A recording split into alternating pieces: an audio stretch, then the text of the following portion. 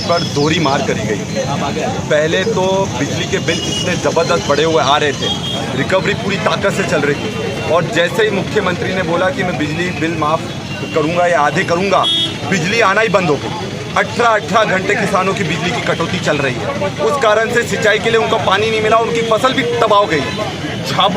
झाबुआ जिले में ही 60 से 70% फसलें खराब हुई हैं। और सबसे बड़ी दिक्कत की बात है ना, पटवारी भी हड़ताल पर हैं, शासकीय कर्मचारी हड़ताल पर हैं, कोई भी सर्वे के लिए नहीं आ रहा है। और बिजली की कटौती इतनी ज़बरदस्त चल रही है, ये बड़ी बड़ी बात कर रहे हैं, ज़मीन पर कुछ नहीं है। और जो ये बिजली के बिलों से आतंक मचा रखा है, इसके विरोध में, और जो बिजली कटौती हो रही है और जो फसल मुआवजा नहीं मिल रहा है, उसके विरोध में आज हम सब लोग ने इकट्ठा होकर ये धरना दिया है, एसडीएफ को ज्ञापन दिया है, उनको चेतावनी दी है। अगर इस चीज़ का निराकरण नहीं होता तो इससे बड़ा आंदोलन कर एमपीपी का भी घेराव करेंगे और कलेक्टर कार्यालय का भी घेराव करेंगे। सिर्फ कांग्रेस की लड़ाई नहीं है, जैसा कि साबिर भाई हमारे लगातार पत्रकार साथियों को बोलते आए हैं कि ये लड़ाई हमारे पत्रकार साथियों की भी लड़ाई है। जो इस लोकतंत्र का चौथा स्तंभ है वो हमारे पत्रकारगण, जो दिन रात लड़ते हैं वो हमारे पत्रकारगण। और साथियों, हमारी लड़ाई को धार तभी मिलती है जब आप प्रमुखता से, पूरी ताकत से हमारी और जनता की आवाज को बुलंद करते हैं। साथियों, आज सबने देखा कि किस तरह से झाबुआ जिले में नहीं, पूरे प्रदेश में बिजली की जबरदस्त कटौती करी जा रही है। और यह वही शिवराज सिंह चौहान है जो ये कहता है कि मैं मामा हूं, मैं अपने भांजों की लड़ाई लड़ता हूं। मैं शिवराज सिंह चौहान जी को ये याद दिलाना चाहूंगा, उनका नाम था, क्या नाम था? कंस मामा उनका नाम था। और कृष्ण भगवान ने, क्योंकि आज कृष्ण जन्माष्टमी है, उन्होंने उनके मामा के अत्याचार से जनता और जनार्दन को निजात दिलाई थी। कैसे निजात दिलाई थी? कंस मामा का अंत करा था। और आज पूरे प्रदेश में भी हमारे बेरोजगार भांजे सब दूर दर दर भटक रहे हैं। ये बेरोजगार भांजों को इन्होंने बड़ी बड़ी बात करी कि हम हर महीने 10 लाख रोजगार देंगे, फिर 2 लाख रोजगार पर आ गए, और आज ये स्थिति है कि पूरे मध्य प्रदेश में 1 करोड़ से ज्यादा बेरोजगार युवा दर दर भटक रहे हैं। और ये वही बेरोजगार भांजे हैं जो अब शिवराज मामा से इस प्रदेश को निजात दिलाने का काम करेंगे, मुक्ति दिलाएंगे, क्योंकि शिवराज के जो अत्याचार हैं वो अब बहुत हो गए हैं और अब हम सहने की स्थिति में उसको नहीं है। आपको पता है, ये जन आशीर्वाद यात्रा इन्होंने पूरे प्रदेश में निकाली, सोचा था कि आशीर्वाद मिलेगा, पर क्या मिला? धुनाई मिली। अब ये जन आशीर्वाद यात्रा नहीं बची, अब तो ये जन धुनाई यात्रा हो गई है। सब लोग हाथ साफ कर रहे हैं इन पर, आपको भी मौका मिले तो हाथ साफ कर लेना। और ये बीजेपी की सरकार बोलती है ये लोग तो गुंडे हैं, बीजेपी के गुंडे हैं। अरे शिवराज सिंह चौहान, अरे वीडी शर्मा, आप मुझे बताओ, जब आप कांग्रेस के कार्यकर्ताओं और जनता के बीच में फर्क नहीं कर पा रहे हो, जनता के गुस्से को नहीं पहचान पा रहे हो, तो अच्छा है कि आप भी अब रवाना हो जाओ, क्योंकि आप जहां जहां जाओगे आपको जनता अच्छे से धुनाई करने का काम करेगी।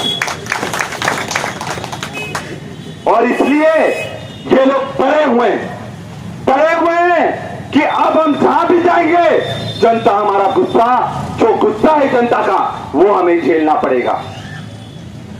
और इसलिए कुछ भाजपा के लोग जब जनता का गुस्सा सहन नहीं कर पाते तो क्या कहते हैं? अरे जब हमारी सरकार आएगी तो हम ये करेंगे। अरे भैया, अभी भी सरकार किसकी है? भाजपा की और उसके दलालों की सरकार है। और क्या कहते हैं, हमारी जब सरकार आएगी तो हम ये करेंगे। अरे भाई, पिछले 19 साल से क्या कर रहे थे? पिछले 19 साल से आपको जनता की याद नहीं आई? और जब शिवराज सिंह चौहान बोलता है कि मैं बिजली के बिल आधे कर दूंगा, पता चला उसने बिजली आधी कर दी। बिजली के बिल आधे करने की बात करने चले थे, बिजली आधी कर दी और रिकवरी भी चालू कर दी है। मामा, ऐसा कंस मामा मैंने नहीं देखा कि जो जनता के पूरी हालत है, फसलें चौपट हो गई है, पानी नहीं मिल रहा था और इसने बिजली काटने का काम करा और उसके बाद रिकवरी निकाल दी। आप सब देखना घर पर कितने बड़े बड़े बिल आ रहे कि नहीं आ रहे? आ रहे कि नहीं आ रहे? हाथ उठाकर तो बताओ कितने लोगों के यहां पर। अब क्या है, चुनाई तो हो रही है, चुकाई तो हो रही है, अब दर्द किसको बताए? सरकार भी उनकी, मंत्री भी उनके, दिल्ली में भी सरकार उनकी, तो अब लड़ाई तो लड़ नहीं सकते हैं, तो चुपचाप खड़े होकर शर्मिंदा हो रहे हैं।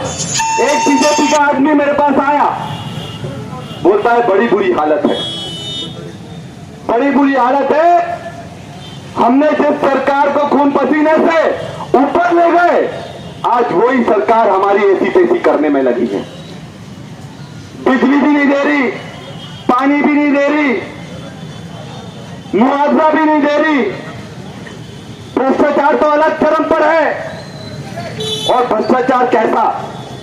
भ्रष्टाचार ऐसा कि आजकल पटवारी ऐसे ऐसे लोगों को बनाने में तुले हुए हैं जो पैसा लेकर 15-15 लाख रुपए देकर पटवारी बन रहे हैं। और अभी एक और मजेदार बात बताता हूं, जिन लोगों से इन्होंने पैसे लिए और जब उन्होंने आवाज उठाई, बाकी लोग गए, हमारा क्या कसूर है, तो उन चयनित पटवारियों को भी दौड़ा दौड़ा कर पीट पीट कर मार कर भगाया। ये अब किसी की नहीं सुनने वाले हैं। पैसा दो और काम करवाओ, पैसा दो और जो चाहिए वो मिल जाएगा। हमारी बहनों को लूटने के लिए ये लाडली बहना योजना लेकर आए। अब मेरा इनसे सवाल है, पिछले 19 साल से कहां थे जब लाडली बहना महंगाई के बोझ के नीचे दबती चली जा रही थी और झूठी घोषणाएं करते हो? मुझे बता दो, यहां जितने लोग बैठे हो, जितने लोग खड़े हैं, किसको सिलेंडर 450 रुपए में मिल रहा है? तो बोल रहा है।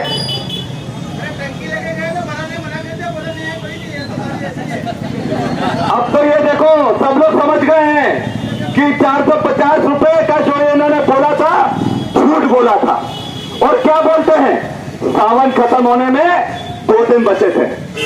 2 दिन पहले शिवराज सिंह चौहान को रात में शिव जी सपने में आए, बोलते हैं कि तू हमारी जनता को बड़ा लूट रहे हो, तुम बड़ा लूट रहे हो, जनता को राहत देने के लिए कुछ तो करो। तो शिवराज बोलता है मैं घोषणा करूंगा, और अगले दिन घोषणा कर दी कि सावन में 450 रुपए का सिलेंडर मिलेगा।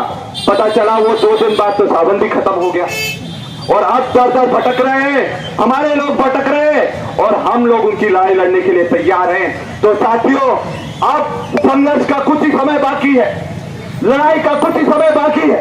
पूरे कमर कस लो और चैन की सांस मत लेना, क्योंकि ये लोग आपको लूटने आएंगे, परगलाने आएंगे, बड़ी बड़ी बातें करेंगे, आपको भाई से भाई को लड़ाने की बात करेंगे।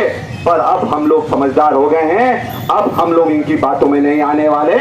बिजली महंगी, गैस महंगा, रसोई महंगी, चावल महंगा, आटा महंगा, यहां तक कि बच्चों की पेंसिल शार्पनर भी इन लोगों ने महंगी कर दी है। तो साथियों, अब लड़ाई जमकर लड़ना पड़ेगी और हम लोग आपके साथ हैं। आज ये जो धरना है ये शुरुआत है, हमारी लड़ाई लंबी है। ये 1 महीने का सवाल है, ये 1 महीना से 2 महीना पूरी ताकत से लड़ाई लड़ लो, कांग्रेस की सरकार बनने जा रही है। कि पूरे देश में ये चर्चा का विषय है कि इस साल 5 जगह पे चुनाव है और 5 जगह पे पूरी ताकत के साथ कांग्रेस आ रही है। अभी हमारी राजस्थान में सरकार है, छत्तीसगढ़ में सरकार है। राजस्थान का मिथ अब पहली बार टूटेगा। राजस्थान में पब्लिक में पूछो, कोई भी जाके पूछो तो अशोक गहलोत से इतना खुश है, वो ये बोलते हैं कि पहली बार ऐसा होगा कि हमारे यहाँ जो परंपरा है वो टूटेगी। राजस्थान में परंपरा क्या है? एक बार कांग्रेस की सरकार, एक बार भाजपा की सरकार, एक बार कांग्रेस की सरकार, एक बार भाजपा की। ये मिथ अब की बार टूटने वाला है। अभी हम लोग 2 तारीख को भोपाल के अंदर थे, वहां पे भिंड के एक जोरदार नेता, बुंदेलखंड के जोरदार नेता राजा बुंदेलखंड 1100 गाड़ियों के काफिले के साथ उन्होंने कांग्रेस ज्वाइन की। हम लोग जब बाजार में निकले थे, एक रिक्शा वाले से चर्चा की तो रिक्शा वाला सामान्य रूप से बोला कि साहब पहली बार ऐसा जिंदगी में हमने कांग्रेस का माहौल देखा है। और मैंने कहा भैया कितनी सीट आएगी? मैंने सोचा कि 150 बोलेगा। उसने कहा साहब 170 से 180 सीट आएगी आपकी। तो एक सामान्य आदमी भी ये बोलने लगा है और जनता ने मन बना लिया है। कांग्रेस के जो परंपरागत वोट है वो ठीक है, लेकिन जनता ने मन बना लिया है कि झूठी, बहरी, गूंगी सरकार को अब यहां से विदाई करना है। कितने झूठे वादे, कितने झूठे आश्वासन, कोई लिमिट होती है। हर बार बिल्कुल किनारे पे जाके घोषणा करते हैं कि ये 1 आध दिन 2 दिन चलाए, बात खत्म। जैसा कि हमारी बहन ने बोला, जिला महिला कांग्रेस के अध्यक्ष ने, कि श्रावण के आखिरी दिन में बोल रहे हैं कि हम श्रावण महीने में महिलाओं को 450 रुपए में टंकी देंगे। अरे तुम कैसे झूठे, कितने झूठे, कुछ तो शर्म करो। मुख्यमंत्री पद पे बैठे हो, कुछ तो शर्म करो। इस तरह से इतने, मतलब जनता भी ये समझने लगे कि शिवराज बोलता है मतलब झूठ बोलता है। अगर वो कभी सच भी बोल दे तो लोग ये समझते हैं कि ये बात तो झूठी है। इतना झूठा मुख्यमंत्री हमने जिंदगी में नहीं देखा। इतनी सारी घोषणा है। अभी हमने कांग्रेस ने एक आरोप पत्र निकाला है, जल्दी आप सब लोगों के बीच में होगा। पूरे प्रदेश में कितने सिलसिलेवार घोटाले हुए हैं और कितनी झूठी घोषणाएं हुई, उसका एक तरह से शोध पत्र है, वो सबके बीच में, पूरी जनता के बीच में थोड़े समय में आएगा। तो साथियों, पूरी तरह से माहौल बदल चुका है। आज ये जो धरना प्रदर्शन है, मुख्य रूप से जो जिले के अंदर हमारी फसलें, बीच में पानी बिल्कुल 1 महीना नहीं गिरा, उसमें जो फसलें सूख गई, कल पानी आया जरूर, लेकिन उसमें कुछ जगह पे फसलों पे लाभ होगा, लेकिन 80% जगह पे तो फसलें सूख के खत्म हो चुकी है। हम जिला कांग्रेस कमेटी की ओर से, कांग्रेस पार्टी की ओर से प्रशासन से मांग करते हैं कि उन जगह पे तत्काल मुआवजा दो। आपको याद होगा, एक शिवराज सिंह का वीडियो चल रहा है अभी, आपने देखा होगा, वो फसल का, सोयाबीन का निकाल के वो बोल रहा है 40,000 रुपए हेक्टर का मुआवजा दो, 40,000 रुपए हेक्टर का मुआवजा दो। अरे भैया आप ही दे दो, फसलें सूख गई है, बहुत जगह सूख गई है। और सर्वे करेंगे कौन? सरकार के नुमाइंदे सब परेशान है। पटवारी लोग 8 से 10 दिन हो गए हड़ताल पे। सब जितने भी डिपार्टमेंट है, पेंशनर है, सब परेशान है। मतलब इस कदर पहली बार ये देखा गया है कि कर्मचारी लोग इतने ज्यादा परेशान हुए हैं। तो इन झूठों की सरकार अब जाने वाली है निश्चित रूप से। और दूसरी बात, आज एक प्रमुख दिवस है कांग्रेस पार्टी के लिए। आज ही के दिन हमारे राहुल गांधी जी ने भारत जोड़ो यात्रा प्रारंभ की थी, 1 वर्ष उसको पूरा हो चुका है। राहुल गांधी जी ने जो भारत जोड़ो यात्रा प्रारंभ की थी, उसका कितना सुखद परिणाम मिला आपने देखा होगा। और जो भारतीय जनता पार्टी ने जो भारत को बांटा है धर्म और इसके जाति के चक्कर में, उस चीज का विरोध करने के लिए हमारे राहुल गांधी जी निकले थे, जो कन्याकुमारी से कश्मीर तक की उन्होंने यात्रा की थी। आज उनकी प्रथम वर्षगांठ है उस यात्रा की। उस यात्रा के लिए भी हम हमारे सबसे बड़े नेता राहुल गांधी जी को हम बधाई देते हैं और उम्मीद करते हैं कि उनके नेतृत्व में 2024 में भी, 2023 में तो कमलनाथ जी के नेतृत्व में कांग्रेस की सरकार बनेगी ही, और 2024 में भी हमारे केंद्र में सरकार बनेगी। मुख्य आधार खेती है, खेती पर वो निर्भर है। ऐसी परिस्थिति में आज अल्प वर्षा, कम भ्रष्टाचार लिप्त में पाए जा रहे हैं और उनके मंत्री संतरी, उनके सभी लोग शामिल हैं। तो हम पूछना चाहते हैं कि ये सरकार है डबल इंजन वाली सरकारें हैं, अब वो पूरी तरह से जनता इसको हटाएगी। बहुत बहुत धन्यवाद। सभी मैदान धन्यवाद। आदिवासी बाहुल्य जिला होकर क्षेत्र के किसान खेती पर ही आधारित है, जिसे जावा में अल्प वर्षा, बारिश की कमी के चलते फसलों को अत्यधिक नुकसान हुआ है। मध्य प्रदेश की भाजपा सरकार किसानों के हितार्थ, किसानों जन कल्याणकारी जैसी कोई भी योजना, कार्य योजना नहीं बना रही है जिससे आदिवासी किसान को लाभ हो सके। संपूर्ण क्षेत्र सूखाग्रस्त होने की कगार पर पहुंच गया है।